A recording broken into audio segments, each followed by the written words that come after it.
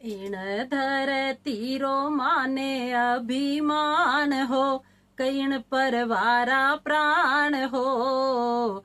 आ धरती राजस्थान री, आ धरती है मेवाड़ री। आप सभी को नमस्कार। मेरा नाम है आरजे उषा भी कह सकते हैं, बीके उषा भी कह सकते हैं, क्योंकि मैं ब्रह्मा कुमारी उषा भी हूँ तो रेडियो जॉकी भी हूँ, इसलिए दोनों ही लगाती हूँ। मेरा जन्म चित्तौड़ जिला, राजस्थान में चित्तौड़ जिला में कपासन तहसील में हुआ। और पढ़ाई मैंने 11th की थी। 86 में मेरी 11th क्लियर हुई थी। उस समय 10+2 नहीं था। कॉलेज पढ़ने की बहुत इच्छा थी, लेकिन कुछ पारिवारिक परिस्थितियां ऐसी बनी कि मेरी शादी जल्दी करवानी पड़ी। मम्मी की तबीयत इतनी खराब हो चुकी थी कि 6 भाइयों के बीच में इकलौती बेटी थी, तो सबका फोर्स था, इसलिए मेरी शादी जल्दी हो गई। और शादी के पहले मैं अपने थोड़ी पढ़ाई के बारे में बताना चाहूंगी। मेरा एक सपना था कि मैं अपने लिए नहीं जीऊं, मुझे कुछ करना है और हटके करना है। समाज के लिए करना है, देश के लिए करना है। जैन समाज में मेरी सहेलियां थी, मैं उनसे बात किया करती थी। मैं उनको कहती थी कि यार तुम लोग अच्छे हो, जैन समाज में हो तो कम से कम साध्वी बन जाते हो, हम तो माहेश्वरी समाज में है तो साध्वी भी नहीं बन सकते। और ये बात एक फ्रेंड के अलावा किसी के सामने नहीं कर सकते थे। लेकिन मुझे नहीं पता कि भविष्य में मैं इस मंजिल तक भी पहुंच जाऊंगी। आज मैं बहुत खुश हूँ, लेकिन उन दिनों की बात याद करती हूँ तो मुझे ऐसा लगता है कि उस समय मुझे या तो साध्वी बनना है, या फिर मुझे टेबल टेनिस प्लेयर बनना था, या फिर सिंगर बनना था। 3 मेरे सपने थे, तीनों में से एक सपना मुझे पूरा करना है। आपको धार्मिक प्रभाव या धार्मिक विचारधारा का पारिवारिक का सपोर्ट रहा? जी, मेरे माता पिता भी बहुत ही धार्मिक प्रवृत्ति के थे। हमारे कपासन में रामद्वारा था, बहुत सारे संत आया करते थे, तो वो कथा सुनने जाते थे। उस समय हमको इतनी समझ नहीं थी, लेकिन आ करके फिर वो हमें कहानियां सुनाते थे। आज महाराज ने ऐसा कहा, आज महाराज ने ऐसा कहा। और या तो देशभक्ति की कहानियां सुनने को मिलती थी, या धार्मिक कहानियां। इससे और भी मन धार्मिकता में और देशभक्ति में अंदर लगता गया। कभी कभी ऐसा भी लगता था कि मैं देश के लिए कुछ करूं, मैं भी आर्मी में ज्वाइन हो जाऊं। लेकिन लड़की होने के नाते मैं किससे कहूं कि मुझे आर्मी में जाना है। सपने इसी तरह के मैंने पाले थे, या तो शादी बनना है या फिर आर्मी में जाना है। मुझे देश के लिए कुछ करना है, यही मेरा ख्वाब था। और माता पिता भी धार्मिक प्रवृत्ति के होने के वजह से हमें माहौल भी ऐसा मिला, और शादी भी हो गई। शादी के बाद तो आप समझ सकते हैं कि काफी जिम्मेदारियां आ जाती है। कुछ समय बाद मुझे यही रामधारा राम स्नेही संप्रदाय के प्रमुख संत श्री 1108 श्री रामदयाल जी महाराज से मेरा मिलना हुआ। मुंगाना में मंदिर बना था, वहां पर गायत्री यज्ञ भी रचा गया। बहुत बड़ा 9 दिन का कार्यक्रम रखा गया था। वहां पर महाराज श्री से फर्स्ट बार मिलना हुआ, और मुझे शौक है कि कुछ बना करके बोलना। तो वहां पर मैंने गीत बनाया था, और गीत बना करके जब मुझे बोलने का अवसर मिला तो महाराज श्री को अच्छा लगा। और कुछ समय बाद उस समय बातचीत हुई। उन्होंने खाली इतना ही पूछा, आप कौन हो, कहाँ से आए हो, क्योंकि काफी भीड़ भाड़ थी, ज्यादा बात नहीं हो पाई। और फिर मेरा वापस ससुराल जाना हो गया। फिर कुछ समय बाद महाराज श्री के कथा में, जो सप्ताह जी 7 दिन के होते ना, उसमें जाना हुआ। मेरे ननियाल वालों ने कराया ये प्रोग्राम। तो ननियाल वालों ने कराया तो स्वाभाविक है, बहन बेटियों को बुलाएंगे, तो हम भी गए। फिर वहां पर 5 दिन रही। 5वें दिन जब उनका फर्स्ट दिन स्वागत गीत, उनका स्वागत हुआ, तो स्वागत गीत की प्रस्तुति की। ऐसे 5 दिन तक अलग अलग गीत उन्हीं के ऊपर, कथा के ऊपर, लोगों के ऊपर बना करके बोला। और मुझे ऐसा लगा, उस समय इस तरह की बातें होती थी कि गुरु जरूर होना चाहिए, गुरु के बिना ठोर नहीं। तो मैंने उन्हीं को गुरु बना लिया। मैंने कहा आप कंठी पहना दीजिए, मैं आपको, मतलब मैं बहुत सम्मान करती हूँ, बहुत रिस्पेक्ट करती हूँ, अगर आप मुझे चेले के रूप में स्वीकार करो। तो फिर उन्होंने कंठी पहनाई। तो इस तरह गुरु शिष्य का हमारा चलता रहा। 3-3, 4-4 साल का गैप भी हो जाता था, लेकिन जब मिलते तो बहुत उनका स्नेह मिलता था, और कथा कीर्तन में बोलने का अवसर भी वो देते थे। फिर भी मुझे ऐसा लगता था कि मैं अंदर से खाली हूँ। मुझे मतलब अध्यात्म की प्राप्ति में मजा नहीं आ रहा था। मेरे को ऐसा लगता था कि नहीं, मुझे ईश्वर से मिलना ही है, कैसे भी कुछ भी मतलब हो जाए, लेकिन मुझे भगवान से मैं कैसे मिलूं, कैसे मैं परमात्मा के निकट जाऊं। और जब मैं ब्रह्मा कुमारी बहनों को देखती थी व्हाइट कपड़ों में, तो मेरे अंदर से ऐसा लगता था कि बस यही मेरा जीवन है, मुझे ऐसा बनना है, लेकिन कैसे। फिर मैं जहाँ रहती थी वहाँ सेंटर है, लेकिन परिवार वाले थोड़ा विरोधी है, क्योंकि मैं जब शादी करके गई थी, गुजरात में है मेरा ससुराल, वहां पर देखा कि हमारे समाज के घर वैसे कम है, लेकिन आपस में बात करते थे सब जगह जाओ, लेकिन ब्रह्मा कुमारी में नहीं जाना, वहां जाने से बर्बाद हो जाते हैं। तो मैं शांत प्रिय थी, मुझे झगड़ा पसंद नहीं, तो सोचा था कि जाने दो भाई, ब्रह्मा कुमारी क्या होती मुझे पता भी नहीं था, और मुझे डिस्कस में नहीं जाना है, घर में शांति बनी रहे। लेकिन जब इस तरह मैं बहनों को देखती तो अंदर से तो एक कशिश रहती थी कि मुझे भी ऐसा जीवन जीना है। फिर कुछ समय बाद हमारे रिलेटिव जाने लगे इस ज्ञान में, प्रजापिता ब्रह्मा कुमारी ईश्वरी विश्वविद्यालय में, तो उनको पता है कि मैं शिव की भक्ति ज्यादा करती हूँ। मैं 15 आरती सुबह बोलती थी, 15 आरती शाम को बोलती थी, पूजा पाठ आरती मंदिर गए बिना मैं खाना नहीं खाती थी, चाय पी लेती थी, लेकिन भोजन नहीं करना, अन्न मुंह में नहीं रखती थी। भले 1 बजे 2 बजे मेरा सारा नियम पूरा होगा, उसके बाद ही मुझे भोजन करना है। संयुक्त परिवार है, काफी टाइम भी लग जाता था, जिम्मेदारियां काफी थी घर की, लेकिन फिर भी वो जहाँ चाह है वहाँ राह है, तो ईश्वर करा देता था। फिर हमारे जो रिलेटिव यहाँ से जुड़े ब्रह्मा कुमारी से, तो उन्होंने कहा कि हे कृष्ण की गोपी कृष्ण आ गए, चलो मिलवाते हो। मैंने कहा कि नहीं, मुझे है ना झगड़े में नहीं जाना है, जब श्री कृष्ण जी बुलाएंगे तभी मैं जाऊंगी। फिर एक समय का बात मैं आपको बताती हूँ, दोपहर के 2 बजे थे, और अंदर संकल्प चल रहा था कि मुझे सब कुछ देखने का शौक है। मैंने हर चीज देखी, गुरुद्वारा भी देखा, मस्जिद भी हमारे कपासन में बहुत बड़ी है, दरगाह कितनी बार हम गए, और जैन मंदिर, हर जगह गए। तो ब्रह्मा कुमारी वालों ने क्या बिगाड़ा, एक बार मैं जाके तो देखूं क्या होता है वहां पे। 2 बजे मुझे नहीं पता क्या नियम है क्या नहीं है, मैं तो 2 बजे संकल्प आया, चल पड़ी, सेंटर पर गई। और कुछ माताएं जो हम क्या है कि सत्संग भी करते थे, हर एकादशी को सत्संग होता था, हर पूनम को सत्संग होता था, कोई ना कोई गीत भजन में नया बना के ले जाती थी, और सब इंतजार करते थे उषा बहन आएगी तभी हमें नया भजन सुनने को मिलेगा।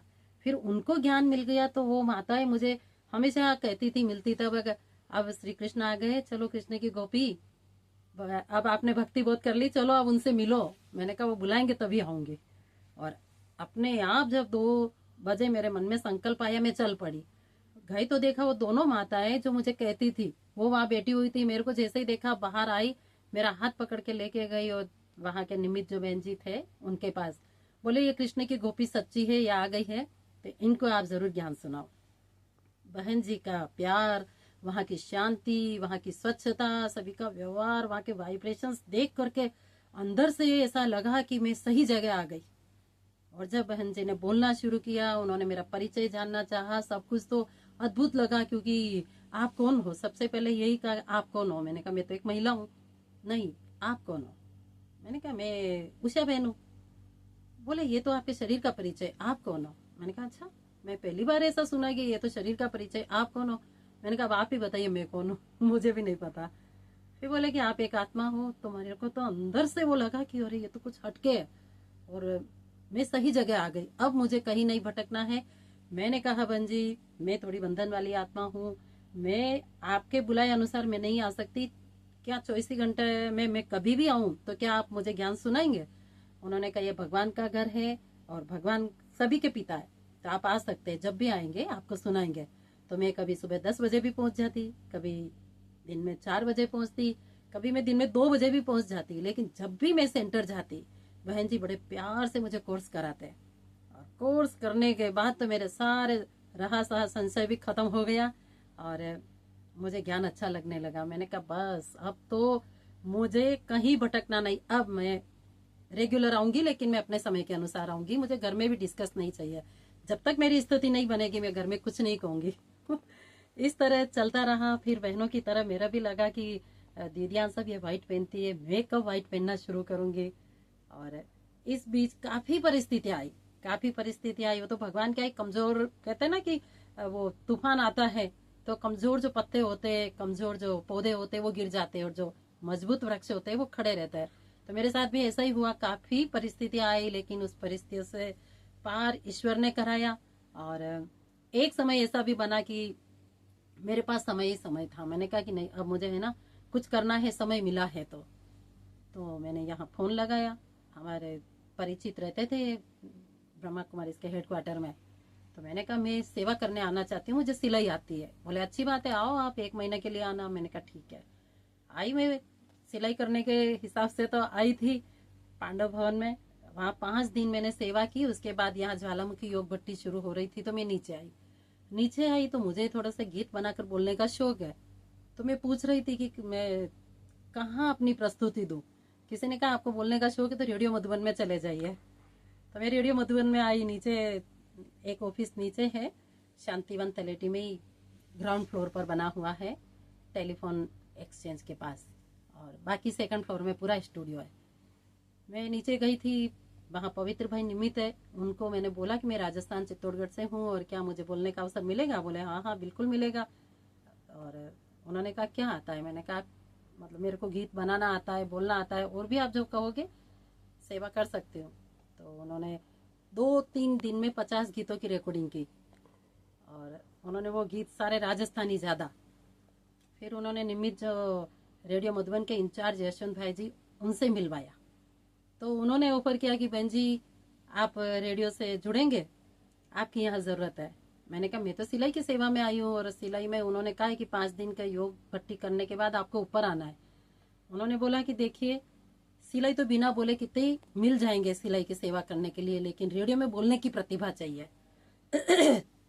मैंने कहा ठीक है, ऐसा है तो मैं जुड़ सकती हूँ। और 2011 से मैं जुड़ी हूँ रेडियो मधुबन से। तब 6 महीना हुआ था रेडियो का स्टूडियो बने हुए, प्रोग्राम ब्रॉडकास्ट होते हुए। 6 महीने के बाद मैं जुड़ी। तो जैसे मेरे को समय मिलता मैं घर से आ जाती फ़ोन करके। और अभी 13-14 साल से तो मैं यहाँ ज़्यादा रहती हूँ। और मैं रेडियो से तो जुड़ गई। उस समय मुझे गीत आते थे, मैं स्क्रिप्ट लिख देती थी और फील्ड वर्क भी कर लेती थी। लेकिन मुझे कंप्यूटर का भी नहीं पता था, क्योंकि हमारे समय में कंप्यूटर नहीं था, तो कंप्यूटर का काम हमें नहीं आता था। लेकिन यहाँ पर पूरे जैसे लाइव कार्यक्रम करना सीखा, सीधा प्रसारण। तो एक आशियाना कार्यक्रम मुझे मिला कि अब आप करो इस कार्यक्रम को। तो हिंदी, राजस्थानी, गुजराती का फ्लेवर इसमें मिक्स करके देती हूँ, और लोगों को काफ़ी पसंद आने लगा तो करना शुरू किया। पहले तो एक बहन बैठती थी, सारे वही ऑपरेट करते थे, मुझे खाली बोलना है।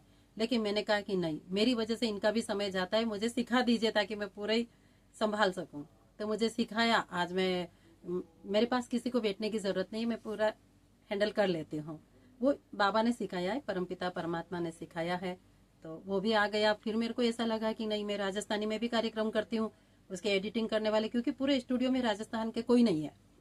और मेवाड़ी भाषा, मारवाड़ी भाषा जो भी है, जो अपन एडिट कर सकते हैं, इतनी स्पष्ट भाषा क्लियर किसी को नहीं हो सकती, इसलिए मुझे एडिटिंग सीखना है। तो फिर एडिटिंग भी सिखाए। तो इस तरह चल रहा है, शिव बाबा करा रहा है और हम कर रहे हैं। करावनहार वो है, हम तो सिर्फ निमित्त बने हैं। और ऐसे ही आपसे भी मिलना हुआ रेडियो में ही रेडियो मधुबन में आपसे भी मिलना हुआ तो बहुत अच्छा लगा। और हाँ, मैं ये भी बताना चाहूंगी कि भले मैं ब्रह्मा कुमारी में मतलब पूरी तरह मैं परमपिता परमात्मा की ही बच्ची हूँ, लेकिन मैं अपने लौकिक गुरु जी को भी नहीं भूल सकती, क्योंकि उन्होंने ईश्वर की राह दिखाई। एक बार जब मैं गई तो उन्होंने कहा तेरा चार्ट बता क्या करती है। मैंने कहा मैं तो ब्रह्मा कुमारी से जुड़ी हूँ। क्या बात करती हो, ब्रह्मा कुमारी में तो कहना और करना एक है। मैंने कहा बिल्कुल एक है, इसलिए अच्छा लग रहा है। तो उन्होंने कुछ मुझे एक आध प्रश्न पूछा, और जब उस प्रश्न का जवाब परमपिता परमात्मा शिव बाबा ने दिला दिया, तो उन्होंने आशीर्वाद का हाथ मेरे सिर पर रख दिया और बोले कि बहुत अच्छा करियो और इसी राह पर चलना। तो वो भी बहुत ही अच्छा रिस्पॉन्स देते हैं ब्रह्मा कुमारी को।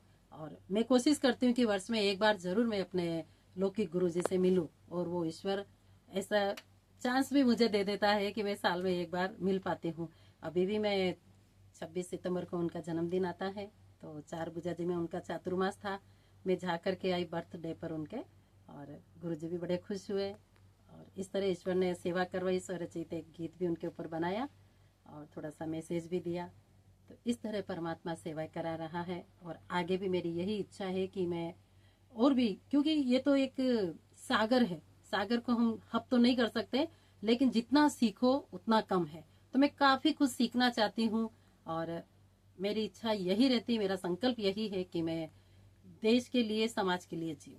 ओम शांति। वर्तमान परिवेश में मोबाइल और रेडियो बनाम बहुत बड़ा संघर्ष चल रहा है। मोबाइल में हर चीज़ आ जाती है, रेडियो में थोड़ी समय बीतता रहती है, कुछ रहती है। तो इसके बारे में आप बताइए कि रेडियो की इम्पोर्टेंस बढ़ी है या मोबाइल के बारे में कुछ हुआ है? ये आपने अच्छा प्रश्न किया, क्योंकि देख रहे हैं आजकल मोबाइल तो छोटे छोटे बच्चे, 1-2 साल के बच्चों के हाथ में भी मोबाइल, उनको नहीं दो तो वो भी चिल्लाते हैं। तो ये सही है, लेकिन रेडियो जो समझता है उस बात को कि रेडियो से हमें अच्छी शिक्षा मिल रही है, वो जरूर रेडियो सुनेंगे। और जो रेडियो को अच्छी तरह सुनते नहीं, ऊपर ऊपर से सुन लेते हैं, वो फिर मोबाइल को ज्यादा उसको ज्यादा महत्व देंगे। लेकिन मैं तो यही कहूंगी कि आप रेडियो सुनिए। और सामुदायिक रेडियो ऐसा है कि इसमें कोई इस तरह के गंदे शब्द वाली बातें नहीं होती है। कोई भी आप देख लीजिए, जैसे बहुत सारे रेडियो होते हैं जिसमें तो कुछ अलग प्रकार की भी बातें हो जाती है, लेकिन ये ऐसा है कि समुदाय को ध्यान में रखते हुए कार्यक्रम को बनाया जाता है। तो इसमें समाज में क्या हो रहा है या समाज की किस तरह की कुरीतियां हैं, तो उसको कैसे हम निकालेंगे, तो ड्रामा के माध्यम से, गीत के माध्यम से समझाने की कोशिश करते हैं। और ये तो देखिए, प्रजापिता ब्रह्मा कुमारी ईश्वरी विश्वविद्यालय ये एक आध्यात्मिक संस्था है, तो इसमें हम अध्यात्म और साइंस और भौतिकता, इन सब का समन्वय करके हम कार्यक्रम को सेट करते हैं, ताकि लोग के जीवन में बदलाव भी आए। किस वजह से वो दुखी है, किस वजह से उनके अंदर परिस्थितियां इस तरह की आ रही है, कैसे वो मजबूत बने, ये सारी बातें उनको सुनने को मिलती है। तो बहुत सारे हमारे लिसनर हैं जिनके जीवन में काफी बदलाव आया है। लोग कहते हैं फोन करके कि बहन जी, कार्यक्रम रेडियो मधुबन का कार्यक्रम सुन करके हमारे जीवन में इस तरह का बदलाव आया, किसी के बीड़ी छूट गई, किसी का सिगरेट छूट गई। पाली के एक होटल के मैनेजर है, उनका फोन आया था, आशियाना कार्यक्रम करती हूँ उसमें, कि बहन जी 500 रुपए की शराब मैं रोज पीता था, लेकिन मैंने छोड़ दिया। तो हमें बहुत अच्छा लगा कि देखो 15,000 की बचत से तो अपना पूरा घर खर्चा हो जाता है। तो मोबाइल से ये सीखने का नहीं मिलता है, ठीक है, कहते हैं ना सिक्के के दो पहलू। अगर आप अच्छी चीज को धारण करो तो मोबाइल भी अच्छा है, और अगर आप कुछ धारण नहीं करना चाहते हो तो फिर भले आप रेडियो सुनो या मोबाइल देखो, आपके लिए व्यर्थ है। इसलिए जो भी लो आप, भले मोबाइल से लो, रेडियो से लो, लेकिन काम की चीजें लो जो हमारे जीवन में काम आए। ओम शांति। ओम शांति।